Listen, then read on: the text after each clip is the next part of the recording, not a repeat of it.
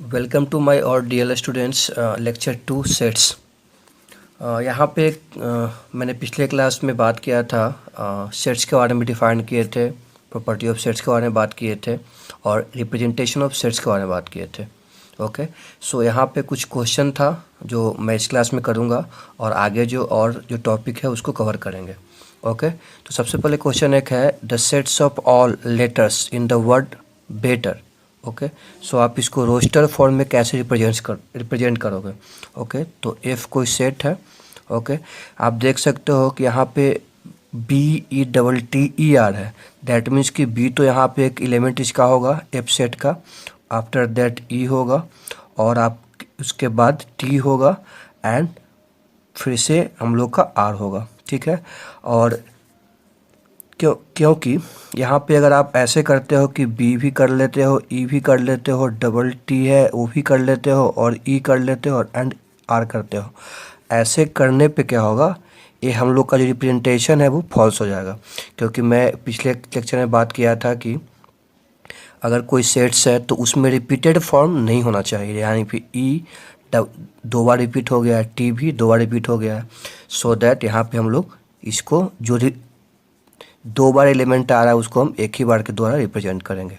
Okay, next question यहाँ पे हम लोग का है कि डी कोई हमारा सेट्स है और इस तरीके से है x such that is a prime number which is divisible of 60, यानी कि एक्स हमारा एक प्राइम नंबर है और इस जो क्या करता है 60 को डिवाइड करता है। डिवीजन मतलब कि डिवाइड करना, 60 को डिवाइड करता है। तो हमें तो 60 का डिवीजन बहुत सारा हो सकता है, 1 2 3 4 6 एनीथिंग, 12 भी हो सकता है, बट उस नंबर में से हमें प्राइम नंबर को ही सिलेक्ट करना है। ओके, सो एक डिवीजन की बात करें, यहाँ पे जो प्राइम नंबर है वो यहाँ पे हम लोग को होगा रोस्टर फॉर्म में 2 is the prime number, smallest prime number, 2 हो गया, 3 हो गया एंड हम लोग का 5 हो गया। आफ्टर दैट 6 भी इसका डिवीजर है बट 6 यहाँ पे प्राइम नंबर नहीं होगा, वो आपका कंपोजिट नंबर हो जाएगा। ओके, नेक्स्ट जो क्वेश्चन है कि एक्सप्रेस करना है सेट ए को इस x Q such that x less than 5, x का जो वैल्यू है 5 से लेस होगा एंड एक्स जो एलिमेंट है होल नंबर का, डब्लू आज सबको पता होगा कि डब्लू को रिप्रेजेंट करते हैं यहाँ पे कैसे किया जाता है, that is the whole number. Whole number सबको पता है क्या होता है, होल नंबर 0 1 2। ओके, सो यहाँ पे हमें यहाँ पे फंक्शन कैसा दिया हो, अगर यहाँ पे कंसीडर करें तो फंक्शन, हालांकि आप लोग के लिए एक नया टर्म लग रहा होगा, बट यहाँ पे आगे हम डिफाइन करेंगे फंक्शन क्या होता है। तो बस बेसिकली यहाँ पे बाइजिकल टू एक्स लेके चल सकते हैं कि क्या यहाँ पे है। ओके, सो हमें इसको रोस्टर फॉर्म में एक्सप्रेस करना है। सबसे पहले जो क्वेश्चन है उसको थोड़ा सा ध्यान से समझने की ज़रूरत है कि हमारा जो है x Q such that x Q हमारा कोई इस तरीके से सेट के रूप में रिप्रेजेंट किया हुआ है और एक्स क्यू जो है जो एक्स यहाँ पे वैल्यू लिया जाएगा वो 5 से लेस होगा एंड हम लोग को x का जो वैल्यू है 5 तो लेस होगा ही, प्लस वो होल नंबर होना चाहिए। तो सबसे पहले x का वैल्यू यहाँ पे हम कंसीडर करेंगे तो क्या क्या हो सकता है, x 5 से लेस है यहाँ पे दिया हुआ, तो 0 1 2 -1 -2 भी हो सकता है, बट यहाँ पे हमको होल नंबर की बात कर रहा है। तो नो डाउट कि 0 से स्टार्ट होगा, 1 होगा, 2 होगा, 3 होगा, 4 होगा। ओके, 5 तो पॉसिबल नहीं क्योंकि 5 से आपको स्मॉलेस्ट की बात कर रहा है। सो अब यहाँ पे एक्स क्यू निकालना है हमें, तो ये जो सेट हमको प्राप्त होगा, अगर वैल्यू यहाँ पे रखें, यहाँ पे 0 का वैल्यू इसमें रखेंगे तो 0 के पावर क्यू यानी कि 0, 1 के पावर क्यू यानी कि 1, 2 के पावर क्यू यानी कि 8, 3 के पावर क्यू यानी 27 और 4 के पावर क्यू यानी कि 64। तो ये हम लोग का जो 5 एलिमेंट है सेट ए का वो रोस्टर फॉर्म में रिप्रेजेंटेशन है। ओके, बहुत ही थोड़ा सा क्वेश्चन को समझने में प्रॉब्लम हुआ होगा, बट यहाँ पे कुछ था नहीं क्वेश्चन में, हमको वैल्यू यहाँ से फाइंड आउट करने के लिए बोल रहा था जो रोस्टर फॉर्म में हम लोग को रिप्रेजेंट करना था। ओके, तो इस तरीके से हम लोग का रोस्टर फॉर्म का जितने भी सॉल्व एग्जाम्पल थे मैं वो कंप्लीट कर लिया हूँ। और नेक्स्ट जो क्वेश्चन की बात करेंगे यहाँ पे हम लोग सेट बिल्डर फॉर्म की बात करेंगे। नेक्स्ट जो सेट का रिप्रेजेंटेशन था वो सेट बिल्डर फॉर्म था। सेट बिल्डर फॉर्म में हम कैसे रिप्रेजेंट करेंगे वो यहाँ पे हम बात करेंगे।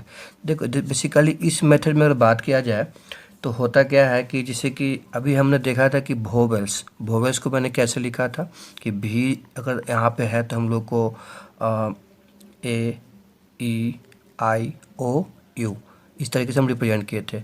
इसी को जो है वो प्रॉपर्टी के रूप में लिखेंगे यहाँ पे हम। और उसको लिखने का तरीका कैसा होगा इस मेथड में अगर बात करें तो उसमें प्रॉपर्टी और रूल जो है क्या बताता है कि उस सेट का पूरा एलिमेंट को बताएगा। अगर मान ली इसको प्रॉपर्टी के रूप में लिखा जाए, जैसे कि मान लें कि इसको लिखेंगे, आगे हम बताते हैं। जैसे कि वोवेल के रूप में अगर यहाँ पे है हम लोग को दिया हुआ तो एक्स, इसको कॉलम पढ़ते हैं। इसको कॉलम का मतलब होता है such that x is a vowel in English alphabet. Okay, so हम लोग यहाँ पे समझ सकते हैं कि कैसे इसको भी ब्रैस के इनक्लोज जो प्रॉपर्टी है उसको भी ब्रैसेस के इनक्लोज ही राइट डाउन किया जाएगा। ओके, बस तो बेसिकली ये है कि यहाँ पे हम लोग को जो रिप्रेजेंटेशन है उसका तरीका थोड़ा चेंज हुआ है, बट दोनों का मीनिंग जो है दैट मीन्स कि जो वैल्यू आएगा दोनों का सेम ही आएगा। ओके, तो इस मेथड में अगर बात किया जाए कि क्या हम लोग किस तरीके से करेंगे, तो इस मेथड में होता क्या है। So in this method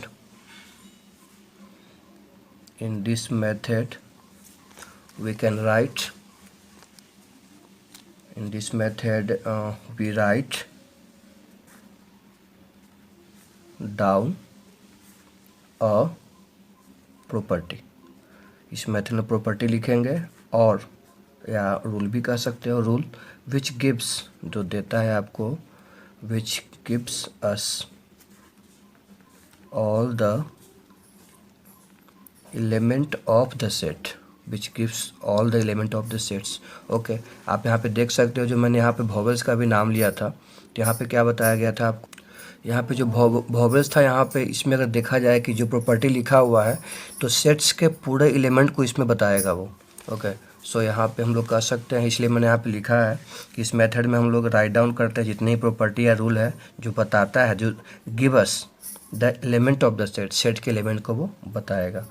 next अगर बात किया जाए कि इसको रीड आउट कैसे किया जाएगा, इस चीज़ को रीड कैसे करेंगे, तो x such that x is a vowel in English alphabet. कैसे रीड आउट करेंगे, if read as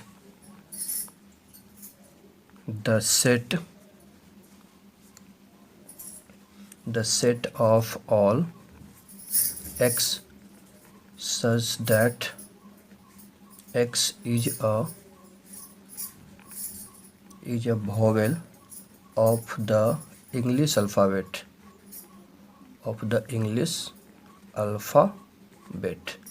okay, so I hope कि थोड़ी चीज़ें समझ में आ रहा हो कि सेट बिल्डर फॉर्म में कैसे हम लोग प्रॉपर्टी को इनसाइड द ब्रैसेस में लिखते हैं और उसका जो एलिमेंट का जो वैल्यू होगा वो सेम ही होगा, वो चेंज नहीं होगा, और इसका रीड आउट कैसे किया जाता है।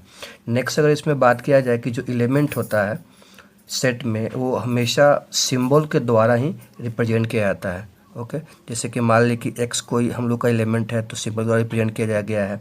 ओके, और यहाँ पे एक्स भी हो सकता है, बाई भी हो सकता है। यहाँ पे अगर बात करें कि एक्स भी हो सकता है, बाई भी हो सकता है, एंड जो एक और साथ में एक कॉलम को फॉलो करेगा। ओके, यानी कि एलिमेंट जो होगा सेट्स में by using the symbol x या बाई, यहाँ पे कुछ भी लिख सकते हो आप, एक्स होगा तो यहाँ भी एक्स होगा, बाई होगा तो यहाँ भी बाई होगा। ओके, सो उसमें कॉलम हमको लिखना बहुत इसेंशियल है।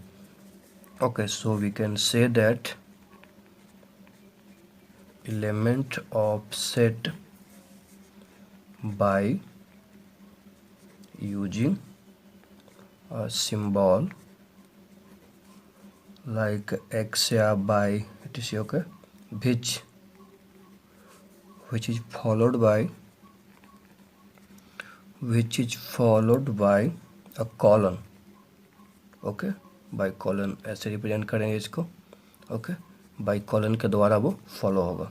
ओके, तो अब बात आता है कि कॉलम के बाद ही हम लोग क्या करें, जैसे एक कॉलम हम लोग को हो गया तो कॉलम के बाद ही हम लोग को प्रॉपर्टी को after the sign of the column we can write the characteristics property of the, जो भी हमारा एलिमेंट यहाँ पे है उसको जो प्रॉपर्टी उसका है सेट्स का एलिमेंट को यहाँ पे प्रॉपर्टी राइट डाउन करेंगे। ओके, और whole description inside the braces. Okay, So we can say that after the sign of colon we write the characteristic property possessed by element of the set and then enclose the whole description enclose in the whole description within braces, मतलब braces के अंदर ही जितना ही property है उसको हम right down करेंगे, enclose कर देंगे। ओके, सो इस तरीके से हम लोग का सेट बिल्डर फॉर्म समझ में आप लोग को आया होगा कि इसमें कैसे हम लोग प्रॉपर्टी को इनसाइड द ब्रेसेस लिखेंगे और कॉलम को फॉलो करते हुए कॉलम के बाद ही हम लोग प्रॉपर्टी को लिखना सुविधा होता है। कुछ क्वेश्चन यहाँ पे करेंगे तो हम लोग को आइडिया हो जाएगा कैसे हम लोग सेट बिल्डर फॉर्म में स्टेप लेते हैं। ओके, कुछ यहाँ पे नोट करने वाली पॉइंट है। नोट करने वाली पॉइंट क्या है कि जो ब्रेसेस होता है, लाइक जो ब्रेसेस की बात कर रहे हैं यहाँ पे हम लोग, जो ब्रेसेस यहाँ पे होता है हम लोग का, इसको क्या स्टैंड्स किसके लिए करता है? Stands for what? Like stands for the जितने भी द सेट ऑफ ऑल, जितना भी सेट है उसके लिए स्टैंड्स करेगा। Braces that's stands for the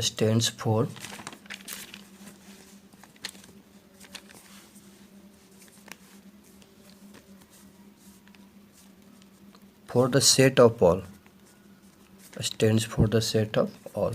और ठीक है, तो बेसिकली यहाँ पे ज़्यादा कुछ बता नहीं रहे, यहाँ पे बताने की कोशिश कर रहे हैं कि जो ब्रेसेस होगा वो स्टैंड्स किसके लिए करेगा, क्या चीज़ वो बताता है सिंबल के द्वारा, बताता है कि जितने भी सेट्स में है वो सारा इसमें इनक्लोज हो, मतलब कंप्लीट होगा इसमें। सेट ऑफ ऑल मतलब सेट का जितने भी एलिमेंट है, ऑब्जेक्ट है, वो इसमें रहेगा आपका।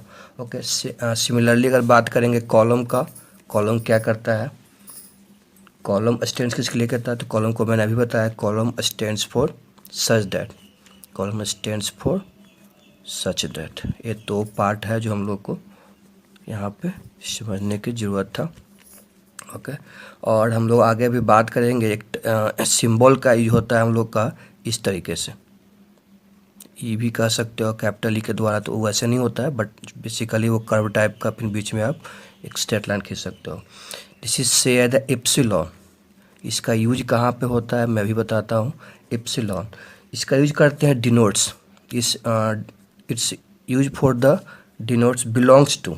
दैट मीन्स कि अगर कोई हमारे पास सेट ए है और इसमें एलिमेंट 1 2 3 है, ओके, तो 1 बिलोंग्स टू, यानी कि जो एप्सिलॉन का सिंबल है इसको पढ़ते हैं 1 बिलोंग्स टू ए, यानी कि 1 एलिमेंट इसका है या नहीं है उसको रिप्रेजेंट करने के लिए एप्सिलॉन का इस्तेमाल किया जाता है। ओके, अगर मान लिया यहाँ पे 4 होगा, ठीक है, तो 4 तो इस सेट में है नहीं है, मैं तो यहाँ पे क्या करेंगे हम लोग, does not belong to a. Say epsilon is use to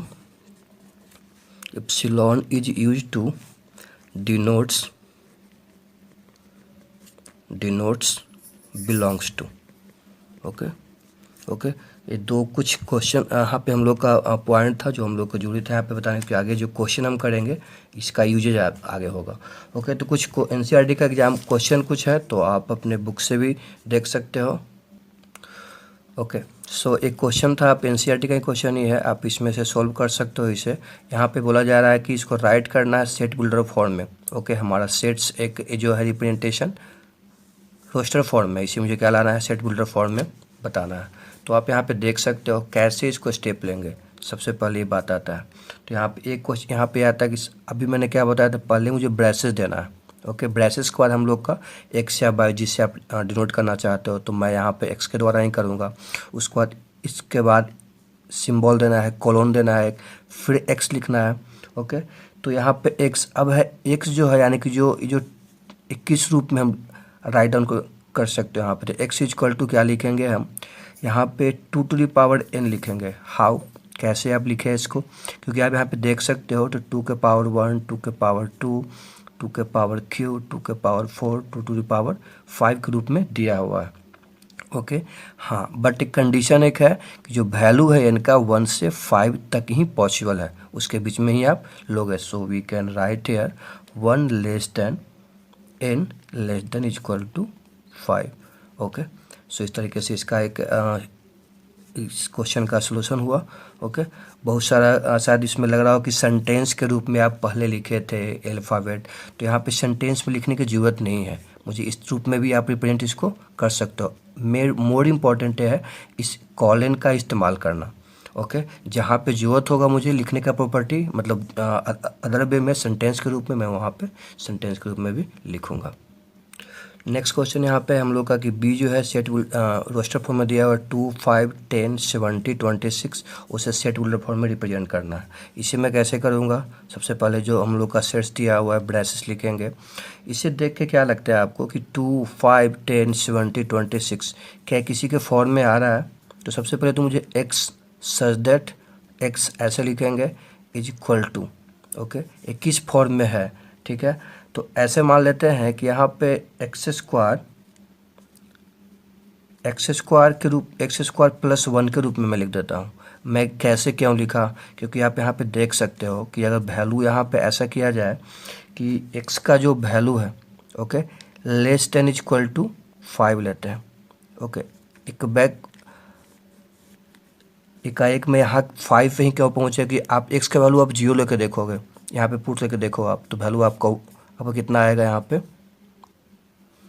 पे जो वैल्यू मिलेंगे, x का वैल्यू जो 5 से छोटा लेना है। तो छोटा का मतलब क्या, 0 भी हो सकता है, बट 0 यहाँ पे नहीं लेंगे। हम लोग का जो x जो एलिमेंट होना चाहिए वो नेचुरल नंबर होना चाहिए। ओके, दैट मीन्स कि नेचुरल नंबर मतलब क्या, आपका 1, 2, 3, 4 तक ही पॉसिबल, 5 तक ही लेंगे यहाँ पे। ओके, सो मैं कैसे सोचा, ओके, सो इसमें एक चीज़ है, आप देख सकते हो, इसे आपको इस फॉर्म में ऐसा फॉर्म में लाना पड़ता है।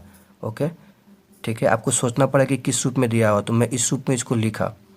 ओके, क्योंकि इस पे ये शूट करता है। कैसे आप देख सकते हो, एक्स का वैल्यू 1 भी हो सकता है, तो आप वहाँ पे 1 रखो, तो कितना होगा हम लोग का, बाई के वैल्यू अगर एक्स स्क्वायर प्लस 1 के रूप में है तो 1 के स्क्वायर प्लस यानी कि 2 आ गया। आप कितना लोगे, फिर 2 लोगे, क्योंकि हमको एक्स का जो वैल्यू है यहाँ पे, एक्स का वैल्यू 1 है, 2 है, 3 है, 4 है एंड 5 तक पॉसिबल है। नेचुरल नंबर लिए हम यहाँ पे 1 रखेंगे यहाँ पे, तो वैल्यू मेरा कितना आएगा, 2 आएगा। 2 रख के देखो, 2 स्क्वायर 4 प्लस 1 यानी 5 आएगा, 3 स्क्वायर प्लस 1 10 आएगा, 4 स्क्वायर प्लस 1 16 आएगा, 5 स्क्वायर प्लस 1 26 आएगा। ओके, सो इसलिए हम लोग क्या किए, इस फॉर्म में इसको हम, आपको ऐसा क्वेश्चन देखने के बाद आपको इस फॉर्म में करने के लिए आपको खुद से ही वो चीज़ आपको देखना पड़ेगा किस फॉर्म में ये आ रहा है। Okay, so x such that x, इसको लिखते हैं आप सेट बिल्डर फॉर्म में। इसमें लिखा हुआ हम लोग का कि जो एक्स का वैल्यू है लेस कितना हम लोग का है, एक्स का वैल्यू जो है एक्स, हाँ, less than equal to 5 and x का जो है वो नेचुरल नंबर का 11 है। ओके, तो इस रूप में हम लोग क्या है कि थोड़ा सा आपको इसमें शायद डिफ़िकल्टी हुआ होगा, क्योंकि आपको इसको इस रूप में लाने के लिए, फॉर्म में लाने के लिए आपको थोड़ा सा कस्टमाइज करना पड़ेगा। ओके, नेक्स्ट जो क्वेश्चन, अब क्वेश्चन ये आता है कि कहीं कहीं बुक में अलग अलग तरीके से भी दिया हुआ रहता है, तो सेट बिल्डर फॉर्म में अलग तरीके से भी हम राइट डाउन कर सकते हैं। जैसे कि इसी को हम क्या करते हैं, किसी किसी बुक में पैसे भी लिखा हुआ रहता है, जैसे कि x such that x equal to x such that and x square plus 1 भी रूप में दिया हुआ हो सकता है, एंड यहाँ पे एक्स एलिमेंट एन हो सकता है एंड एन का जो वैल्यू है वो लेते हैं 5 भी। तो आपका ये भी कहना सही है, अगर ये भी दिया हुआ तो इस रूप में भी हम रिप्रेजेंट कर सकते हैं। एक चीज़ याद रखना है कि जो वैल्यू होगा वो वैरी नहीं करना चाहिए, वैल्यू सबका आपका सेम ही आना चाहिए। ओके, और एक कॉलम का सिंबल देख के ही बता सकते हैं कि ये कौन सा फॉर्म में है दिया हुआ, यानी सेट बिल्डर फॉर्म में। इस तरीके से क्वेश्चन हम लोग का कंप्लीट हुआ।